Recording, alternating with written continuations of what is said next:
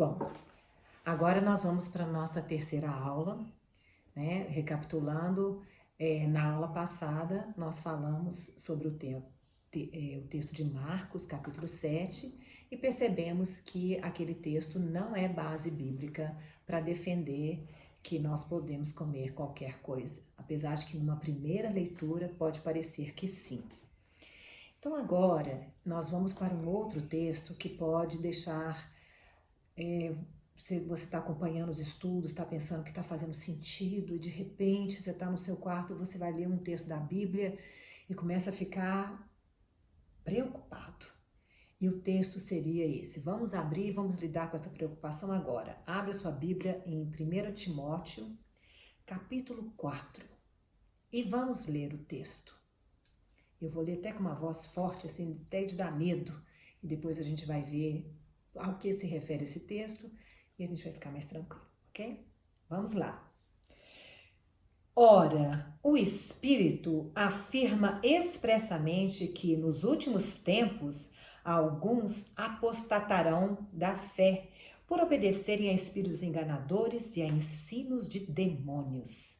Pela hipocrisia dos que falam mentiras e que têm cauterizado a própria consciência, que proíbem o casamento e exigem a abstinência de alimentos que Deus criou para serem recebidos com ações de graças pelos fiéis e por quantos conhecem plenamente a verdade. Pois tudo que Deus criou é bom e recebido com ações de graças, nada é recusável, porque pela palavra de Deus e pela oração é santificado. Ora, este versículo realmente parece que está dizendo que se uma pessoa fala para você lê esse versículo dentro da sua cultura, dentro daquilo que você aprendeu, e você fala assim, olha, se essa mulher está me falando que eu tenho que me abster de comer um tipo de comida, ela deve ser do mal, etc. Peraí, vamos com calma. Primeira coisa, realmente Paulo está falando aqui contra um grupo de hereges, de pessoas mentirosas, né?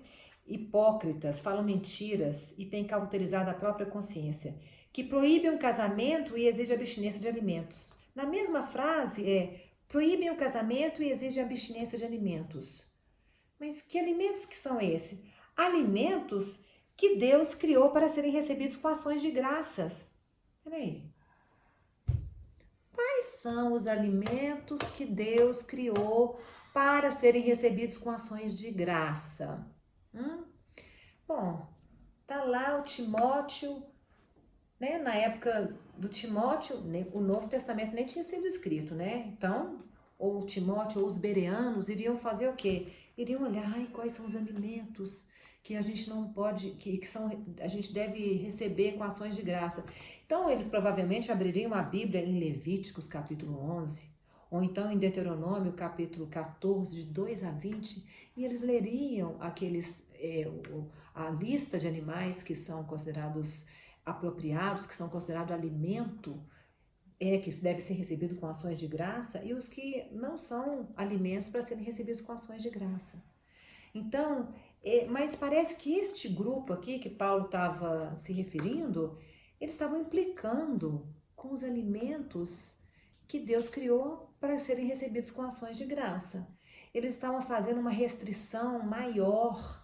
Eles estavam falando assim, você não pode comer cordeiro, você não pode comer... Eu não sei o que eles estavam falando exatamente, que não está claro aqui para mim, mas eles estavam falando que as pessoas não poderiam comer os alimentos que Deus criou para serem recebidos com ações de graça.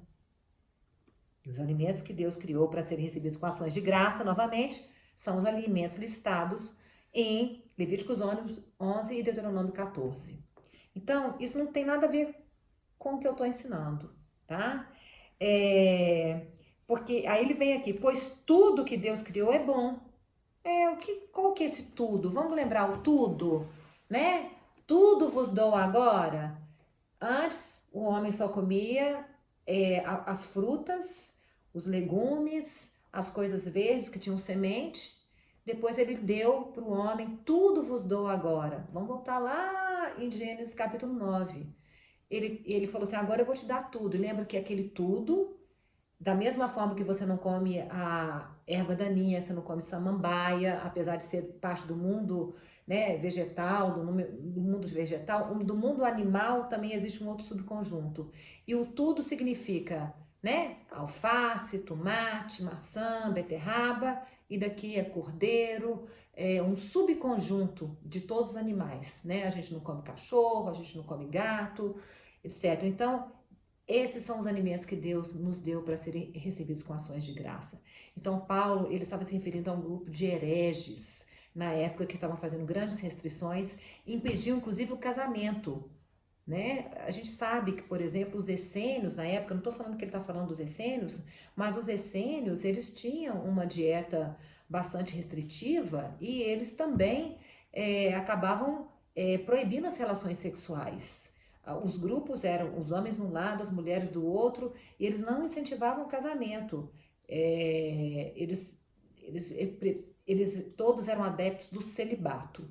Então, existiam várias seitas. Pode ser que Paulo estava se referindo a alguma linha desse dos essênios, eu não posso provar, mas este texto não é base para bíblica para me falar que Paulo ou que ele falou contra as restrições que são impostas no Antigo Testamento, né? Então a gente conclui mais um ensino, mais um aprendizado, entendendo que 1 Timóteo capítulo 4 não é base bíblica para defender uma posição de comer carne de porco. Muito obrigada.